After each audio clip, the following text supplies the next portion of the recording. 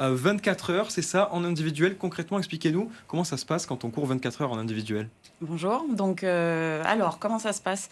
C'est une course à allure libre déjà. Donc, il n'y a pas de temps imposé comme sur des backyards. Donc, chaque coureur arrive avec sa stratégie. Chaque équipe arrive avec sa stratégie. Donc, nous avons deux formats. Donc, un format 24 heures en équipe ou en solo et un format 6 heures en équipe ou en solo. Donc, Quand on fait une course de 24 heures, là, vous dites chacun a sa stratégie. Comment on gagne cette course? C'est le premier arrivé? C'est celui qui... c'est celui qui fait le plus de kilomètres, donc le plus de tours, effectivement. Et le parcours, c'est 1 kilomètre, c'est ça, une boucle. À quoi ressemblera le parcours Le parcours, donc nous avons la chance sur Peigné d'avoir beaucoup de nature et donc le parcours est sous la Pinède. Donc ce qui différencie notre course des 24 heures habituelles. C'est pas des tours de piste, quoi. On est vraiment dans la nature. On est dans la nature, effectivement, et on a la vue sur la Sainte-Victoire. Donc beaucoup de coureurs apprécient notre course pour cet aspect-là. Il faut bien préciser les dates, les 23 et 24 mai de cette course Exactement. de Peigné. Vous l'avez dit, 24 heures en individuel, 24 heures en équipe de 2 ou 6, c'est ça? Sinon, 6 heures en individuel ou équipe de 2 à 6, c'est ça. Concrètement, est-ce que c'est une course plutôt pour les habitués, ou il faut avoir un peu déjà couru pour participer, ou tout le monde peut venir et s'essayer Alors, à ce défi? tout le monde peut venir puisque, comme je le disais, c'est une course à allure libre. Donc, nous allons avoir des coureurs qui sont des performeurs qui vont se préparer pour de plus grosses courses. C'est une course sur les 24 heures, en tous les cas, qui est une bonne préparation. Et nous avons aussi des personnes qui viennent sur 24 heures et qui vont courir à leur rythme, qui vont aller se reposer. Donc, parce que il y a tout un campement, les gens viennent avec leurs tentes, et voilà, c'est bon enfant. Ça allait être ça ma question. Comment est-ce qu'en fait, on court vraiment pendant 24 heures, ou il y en a qui font des petites pauses pour dormir, se ravitailler? Comment ça fonctionne concrètement? Eh bien, c'est effectivement ça. On a les performeurs qui ne s'arrêtent pas pendant 24 heures. Waouh! Voilà, donc... Ils mangent en courant? Alors, on a un ravito bien fourni, parce qu'on a la chance d'être en partenariat avec la Biocoop. Donc, on a un ravito 100% bio. Et donc, les coureurs ont de quoi manger, oui. Et pour les autres, oui, ils peuvent aller se reposer, dormir dans leur voiture, dans leur tente... et ils repartent aussi secs.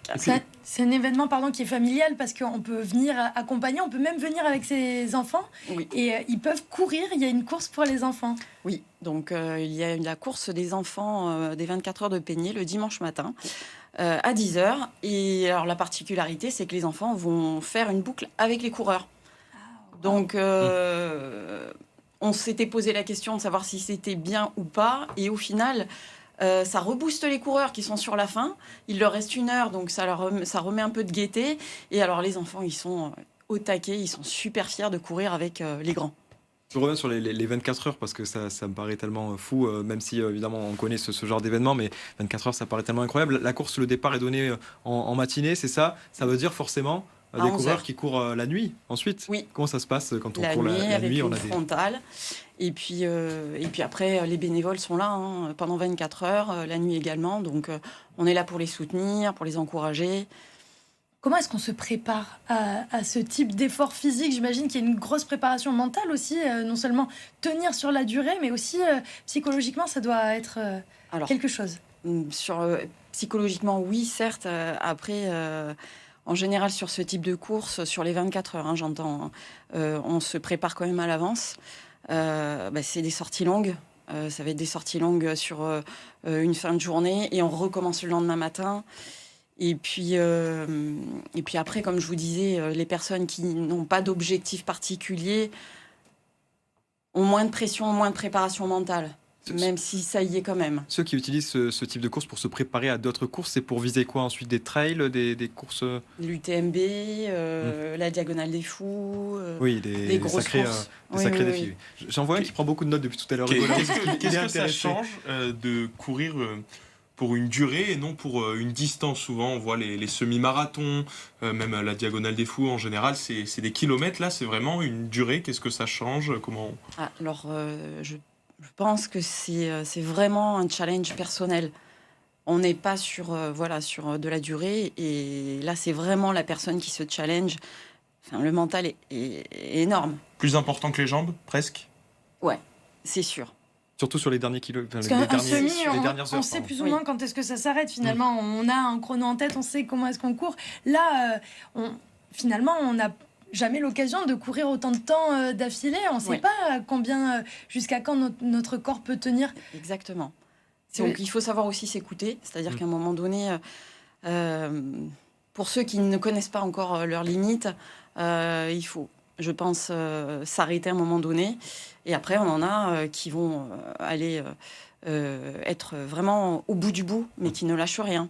Sur le nombre d'inscrits, combien il y en a qui terminent et combien il y a d'abandon finalement? On n'a pas tant d'abandon que ça, en fait. L'an dernier, sur les 314 qui sont venus, coureurs, on a dû avoir même pas 5 abandons.